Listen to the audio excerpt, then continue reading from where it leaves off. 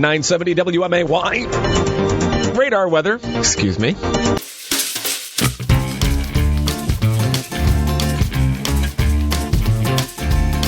We're rolling.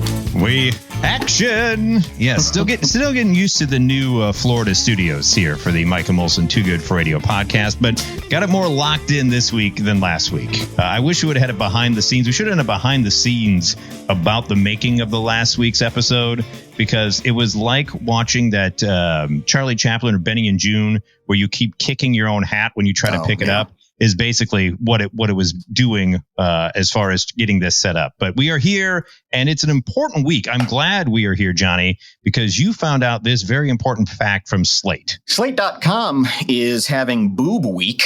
What's that you say? I say they're having Boob Week. Oh, sweet. Boob Week. Honk, honk. Yeah. And so there's been just a series of articles on breasts. And this one that I thought was really interesting was a guy had done research. There's someone who studies slang terms through the years and has cataloged all the different things we've called breasts, going all the way back to 1516. Oh, these are going to be fun. Some of the 15-16 ones, I will say, probably are going to be very interesting. Yeah, the first listing that he has in here is from 1508, and we called them paps. Paps? Paps. Look at the set of paps on that one. Paps. Well, you can't do that one anymore. But that's really the test of whether or not these are good slangs. Is you have to precede it with "look at those." Correct. And then see if it fits. Yes. So as we went through time, let's see here in the 1600s, we were calling them globes. Check out the globes on that one over there. Dumplings became popular in the 1700s. I don't know. Once again, these are things that became other things. Like maybe it was risque back then, but now if you're like, oh, check out the dumplings. It's like, does she make a good soup? But I like that it's. There's something sweet about it, right? There's something where you go, we can't really say what they are, but we can. Did you see the dumplings under her corset? I don't know where corsets go, but I assume out of dumplings. The other two, between Paps, globes, and dumplings, I think you're right. I think there's something sweet about dumplings.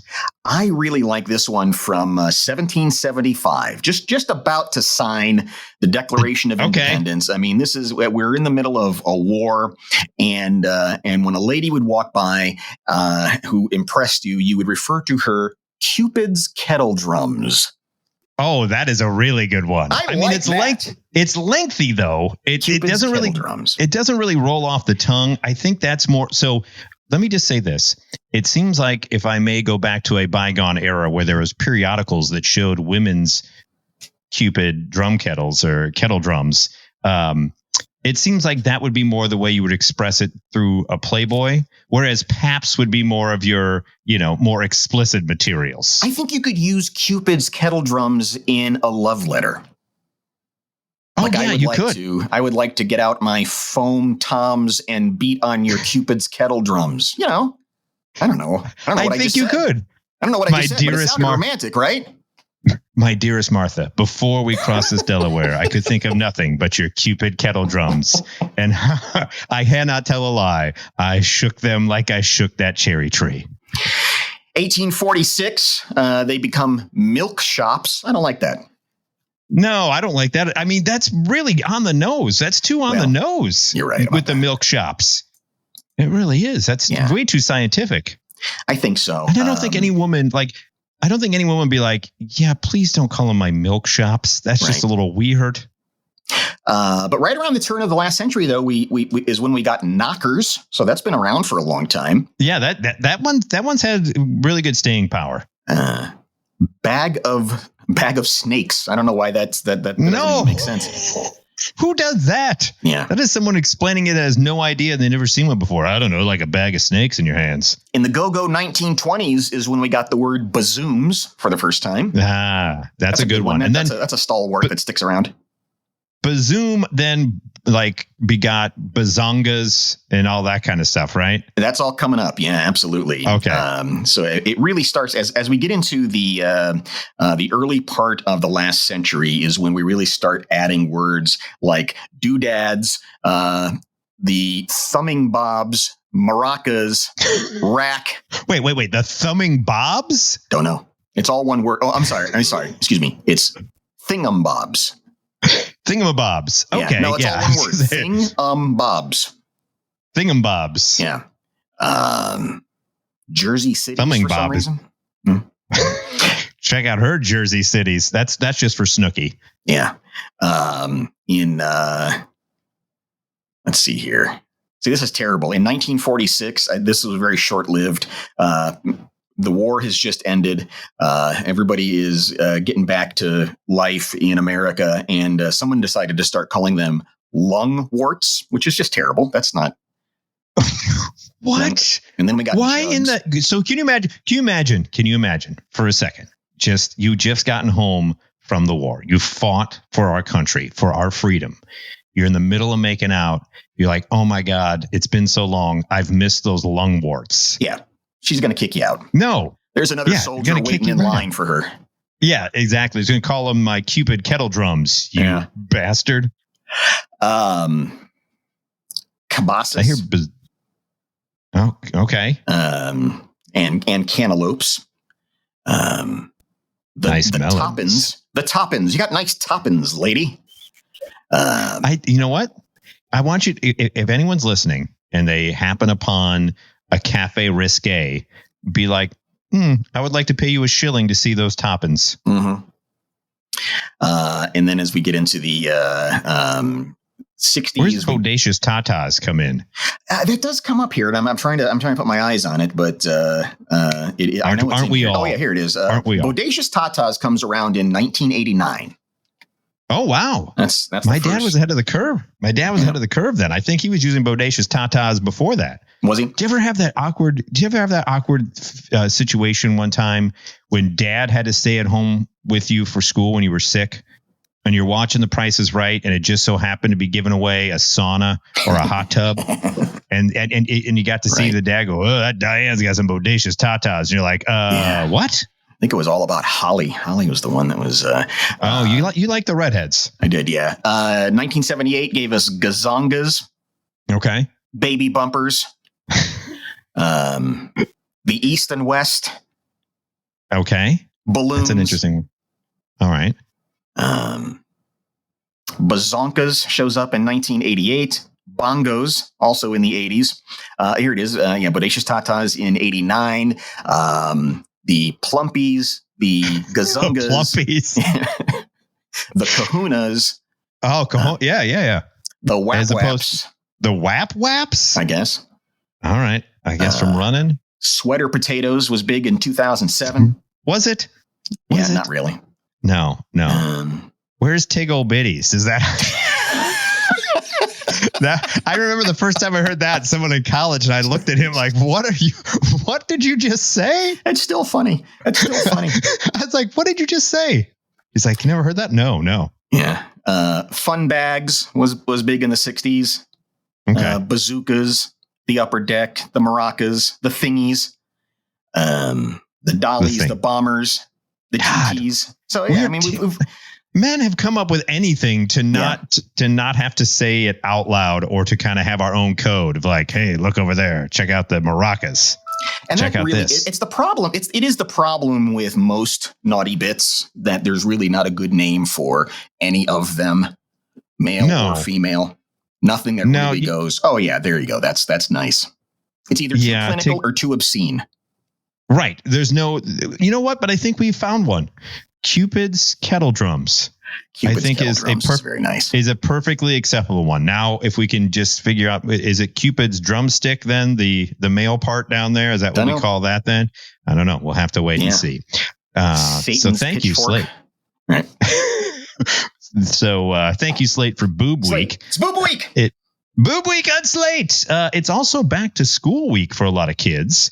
And this poor individual in Detroit, first week of school, and they have to take a field trip to a courtroom, which is never the most exciting place because it's just traffic court and you got to hear people saying, oh, sorry, I ran the stop sign, whatever, yada, yada.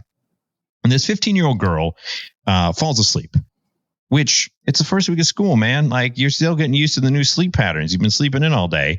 Well, the judge calls her out then she gets a little sassy with the judge. And the next thing you know, he has her put in contempt. A bailiff comes, puts her in handcuffs, and drags her off to a holding cell. Just because she had fallen asleep in the courtroom because he's like, don't you disrespect me in my courtroom, blah, blah, blah. So the teacher now has to make a phone call to the parents about, hey, sorry, your kid got arrested on the field trip. What do you mean they got arrested on the field trip? So now this week we get the update that the judge in question has been removed from the bench because of the whole thing. And I think rightfully so, right? I think so. Yeah, I think so. I mean, I can understand a certain level of, the judge makes the rules in the courtroom, and that's fine. But this is a field trip. It's a 15-year-old girl stuck in your courtroom. It's like, come on now. Did you have any boring field trips? It seemed like most field trips were kind of boring for the most part. I mean, but you loved field trip day. I mean, it was a day out of the classroom and pack a lunch and everything. I remember once we took a field trip to a museum. And as we're leaving the museum, I opened the door for the person, I go through the door and hold the door open for the person behind me. And then another person came through, and then another person came through, because there were like schools from all over the area that were going to this museum on the same day. And so like 4 or 5 different classrooms of kids go through, and I can't let go of the door because you're too damn nice. You're too damn nice. It happened to me recently. And I almost missed the bus. Oh, good Lord. I almost got left behind because I was being a nice guy. That's what happened to me recently. Getting off the monorail here at Disney. I held like the little gate that you go through to get in the next hotel. And I held it over because I knew there was a stroller behind me, a mom and a stroller. I'm like, all right, I'm going to be nice. Well, then another stroller and another stroller and another stroller. And so I get inside the hotel. I can't find my wife. And she's looking frantically for me. And she's like, where the hell did you go? And I'm like, I was being nice. Right. I was holding the door for all the stroller people. It just so happened 18 of them came through. Were you ever at the Museum of Science and Industry where everyone was excited about astronaut ice cream? Oh, and yeah. And you all like, oh my God, my parents gave me like $10, but I'm buying this astronaut ice cream. Man. And inevitably it was such a letdown. You're like, come on. Basically they scraped off the freezer burn from inside the freezer and put it in a plastic cone and said, here you go. This is what the astronauts have. No, it's not. It's not. Ugh. And the worst field trip, as much as it's a beautiful place, but we took a field trip to Holy Name Cathedral because we were a Catholic school. Beautiful place. But when you're a 12-year-old individual, no use for that. And even worse, it's one of the rare ones my dad actually chaperoned. Oh, nice. And when we got back, he was so mad at me. He goes, you didn't sit by me on the bus. I'm like, well, what kid's going to sit? He's like, not only did you not sit by me, I had to sit next to Joe Puskas for the entire ride. God. Yeah. Joe Puskas really gave you some problems growing up. He did. Between the tarantula in his room that I didn't want to sleep in, and his wearing shorts in 30-degree weather, my dad had no use to sit by him for 40 minutes. So I got quite the talking to by the old man. He's like, this would be the last one I'll ever chaperone for you. It's like, and you probably said, good. I don't want my dad exactly. Right. Exactly. On a field trip. Yeah, exactly. I don't want all that going on. On the topic, though, of school, we had the lunch lady from Illinois who stole that $1.5 million worth of chicken wings. She got sentenced this week, right? She did. And they sentenced her. This happened, I think between July of 2020 and February of 2022. She had diverted some 11,000 cases of chicken wings. And now the judge has sentenced her to 9 years in jail. That seems like a lot. I understand it's 1 point. Chicken. That is a lot of chicken at 1.5 million. But it's a lunch lady. Come on, how long does she have to really live to spend 9 years in jail? But Chiefs defensive tackle Chris Jones spending some of that sweet Super Bowl money, and decided he's going to write the check for the chicken wings. So the chicken wings are now paid for. She has not broken the law. I have purchased the chicken wings. He says she's just a little sweetheart that's got a gambling problem. She feels beyond terrible about this. This is totally uncharacteristic of her. It was the disease taken over. And that's a quote from her attorney. I didn't know it was for a gambling debt. Who pays off gambling debts in chicken wings? You're right. She has to launder it, right? Yes. So she stole the chicken wings. Now she's got to sell the chicken wings to pay for the gambling. Because I don't think you can just go to a bookie and go, hey, I know I'm behind, but here's $100,000 worth of chicken wings. Enjoy. So part of her judgment is that she has to pay restitution, part of her guilty plea. And so the attorney for the state says the clock is ticking. Chris Jones better get here with a checkbook because come the end of August, this woman's getting locked up. I don't know if it'll come to that. I don't know if it'll come to that. The poor woman. I didn't know it was a gambling problem for chicken wings. Also, now in This Week in Chicken Wings, a new feature here on the Mike and Molson Too Good for Radio podcast, and she may or may not like it too, depending upon her, Cupid kettle drums. This gentleman in Detroit. Once again, we go back to Detroit. It's been a banner week for Detroit. A guy runs into a state trooper police car, and the state trooper's like, "What the hell are you doing, man?" The gentleman was trying to eat chicken wings while driving. What the hell are you doing? That there are certain foods you can eat while driving. Chicken wings is not one of them. That's usually a two-hander, right? Yes. Because you got to get around, you got to gnaw around the bone like you're a craved animal. Right. And even if it's a boneless one, you got to get a fork. You can't just be popping in because is he eating them without sauce? I mean, even if he's successful in being able to navigate while chicken wing eating while driving, you still are going to have sauce all over. Like, they're one of the messiest foods in the world. Why in the hell would you even think about? I understand sometimes you're super hungry. You just want to grab in the bag. That's one thing if you're just grabbing some fries or a burger, but trying to eat a whole damn wing while driving? No, thank you. Yeah, that just seems ridiculous. I mean, I've done chicken nuggets in the car, and even that's a little challenging with the dipping and everything. It's you can do it, but you're probably going to get something on your pants. Eating while driving is really difficult. I had when I was driving down here, the individual that I will protect the innocent, but the individual that I was caravanning with, he was very efficient, like wanting to get to his destination. So I had bought a breakfast sandwich from Buc-ee's, an egg, bacon, and cheese breakfast sandwich. I got like on the road and ate like 2 bites, and I was like, this is not happening. The eggs are going everywhere. The bacon bits are flying. I'm like, I'm going to need to get my car detailed just out of this one breakfast sandwich. So I wrapped it up, put it to the side. 3 hours later, when we stopped at a rest area, I finally got to eat the rest of my cold egg breakfast sandwich at that point. Yeah. Yeah, it's just it is a mess. It is a mess. Yeah, corn on the cob you can't do. Chinese food not possible. No. Ribs, these are things you shouldn't have. You can't be chopsticking while you're driving. Right. That doesn't be able to pull off a hamburger, but that's about it. Yeah, that's about it. Speaking about driving, here is an individual. They were driving to couples therapy. This is a woman out of Minnesota. So they're having a rocky time in their relationship. They're on their way to couples therapy, when a very typical dude thing to do, he goes, yeah, you know what, this is going to be a waste of time. I understand you want to try to make this work, but I'm just over it. I'm done. Could you pull over the car or at least maybe drive me home? And so she calmly says, okay, I understand what you're trying to say and what you're trying to do. Maybe this isn't for the best. So she pulls over, he gets out. And then according to him, because he's still with us, he's still alive. Yeah. But according to him, their eyes met, and he saw in her eyes a fury he had not seen before. And she rammed the gas pedal and tried to run him down. Good morning. Yeah, luckily he was able to get out of the way, call the cops or whatever. She has since been arrested. But I love the way he described how our eyes met and a fury I've never seen before bore in her eyes as she slammed the gas pedal and tried to run me down. And women can put up with a lot until they can't, and then you better duck.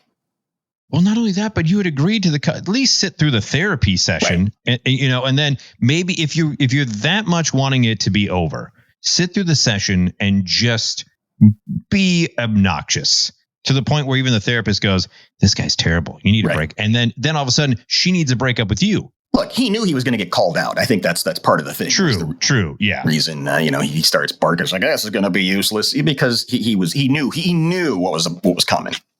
Yeah. He hit the eject button early, but it's like one thing to just say, hey, just let me out here. I'll find my own way home. But to ask her then, hey, 1, I just broke up with you.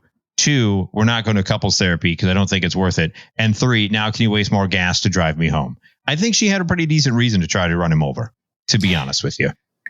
So tell me if you think this deserves women being upset. I think it does, but I don't know if it deserves it at the level that. So I want to take it to Las Vegas, where they were having a cybersecurity conference. So a bunch of software companies and cybersecurity people are gathered. And in the evening, they have one of these networking events where you go and exchange business cards and shake hands. Yeah, look at me. Yeah. And so every one of these mixers in the evening is sponsored by another software company, and they want you to come to their specific event and get the pitch and everything. So this one software company says, I know what will attract people to our networking event. At the doorway, we will have 2 women in tight black dresses. Okay. And lampshades on their head. Well, so you've got at the doorway there, you've got 2 women, nice, slender looking women in an elegant black nightgown with working lampshades on their head that's got the company logo on the front. That seems, 1, dangerous, so they're working lampshades. 2, why would you take a woman and make her the dumbest person at your party who's so inebriated, putting the lampshade on their head? Yeah, it doesn't. It does make zero sense. It makes zero sense. I don't know why that was thought out. So they had women stand at the entrance, dressed up as illuminated human lamps, and now people are absolutely apoplectic about this. The chief marketing officer had to issue an apology saying this was tone deaf. He said last week at the conference in Vegas, an unfortunate decision was made by Palo Alto Networks to have hostesses wear branded lampshades on their head. It was tone deaf, in poor taste, and not aligned with the values of our company or brand campaign. I take full responsibility for this misjudgment, and I've addressed it with my team. I think it's a dumb idea. I don't know why it's in poor taste per se, because is it because you're covering up their face or intimating that they are less than when it comes to things, so their face needs to be not shown? Or is it, I mean, it seems objectifying as well, obviously, if they're just standing there not interacting and just being a lamp. But I don't know if I would be that upset. I'd just be like, this is dumb. Let them take the lampshades off their head. The CEO had to weigh in and said, the misguided attempt to welcome guests with branded lampshade-wearing hostesses what is going on here? Was not consistent with our values.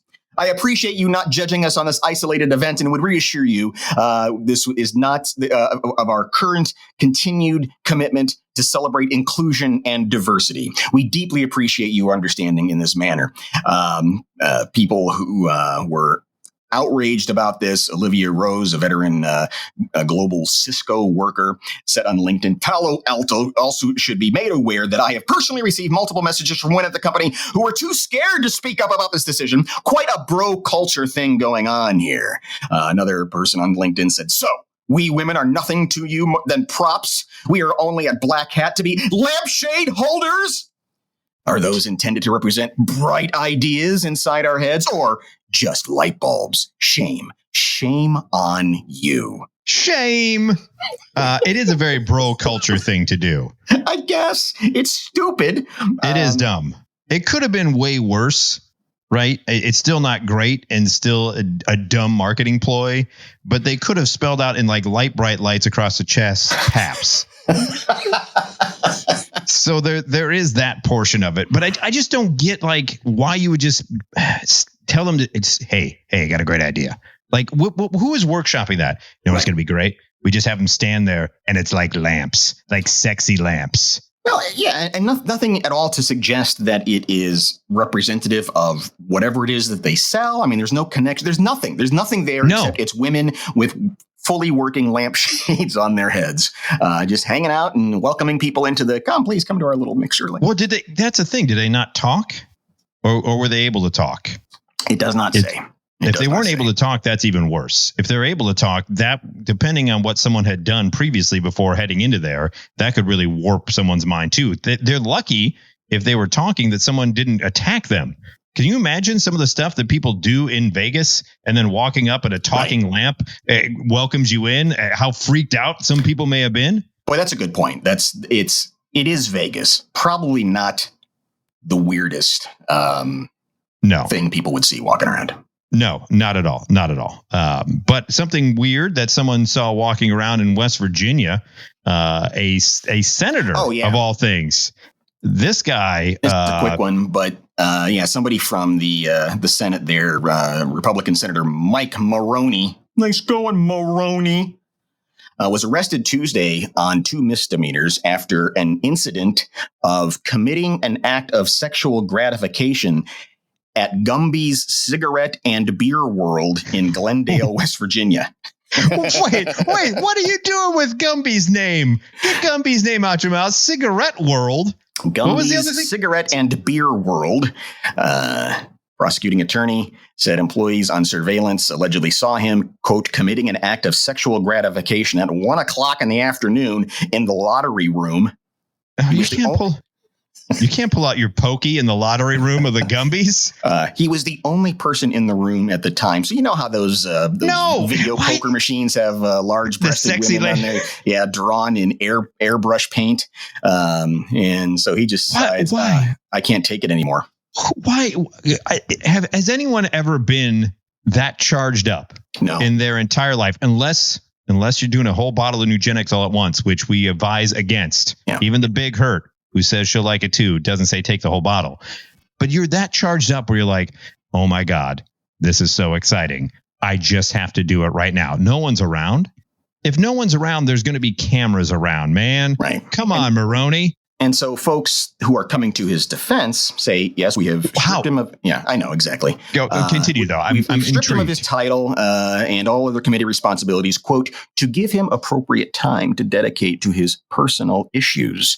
The facts that have emerged are troubling, and I'm disappointed. While the charges are still under investigation, this allegation is obviously not up to the standard of what we would expect. Where did he cross the line? That's the question I want to know. He's also in a poker room. Not that should be. I mean, it's legalized gambling, obviously video poker, but he's at Gumby's Cigarette and Beer World, rubbing one out in the poker room. If found guilty, he could face 24 hours in jail, $100 fine, and then for indecent exposure, he could get a year in jail and $500. I was going to say, pulling out your pokey and petting it in front of everybody in the poker room should be more than 24 hours in jail and $100 fine. That needs to be way more than that. And finally, today, we're learning about the amazing skills of animals to care for each other. Did you ever have an ant farm growing up? I did not. Okay. That was not allowed in our home. We had goldfish, and I was able to get some lizards later on, but no ant farm. One of the things when you'd have an ant farm is they would tell you to keep an eye because when an ant dies, they bury their dead. Oh, my goodness. Yeah. I had no idea. But apparently it's not like, the horse is injured, let's shoot it. They do take measures if something goes wrong. They have discovered that when an ant injures its leg, sometimes it'll go to a friend and pretty much say, hey, can you gnaw this off? And essentially save his life. The ant ambulance comes in. According to the journal Current Biology, which you haven't seen the centerfold this month, it is amazing. Is it a DNA or an RNA? Ribonucleic acid? It says they are the only other animal other than humans known to practice amputation. Is it amputation? See what I did there? See what I did there? Yeah. There you go. Push your button. Swing and a miss. Sorry. Not only can they do this, but they're even able to diagnose wounds and, depending on the location, adapt treatment accordingly to maximize the survival chances of the injured. And by the way, very similar to what we would do in the Civil War is if you got shot in the leg, somebody would just come gnaw it off. That's exactly what happened. With their wooden teeth, they just come in and be like, this is going to hurt you more than it's going to hurt me. Sorry for the splinters. So a very impressive story from the bug kingdom. Well, and did you see, too, talking about, healing and using kind of medical procedures, have you seen about the chimps and the orangutan who have been using the different plants that have been known to have some of the properties to be able to heal wounds? that they get the wound on there, and then they grab that plant and they rub it in there and kind of make sure that they're almost like their own nature's back teen for the great apes. We're not so smart. No, we're not at all. Everybody else knows what to do too. But we have created a society that has given us eugenics for its man-boosting formula.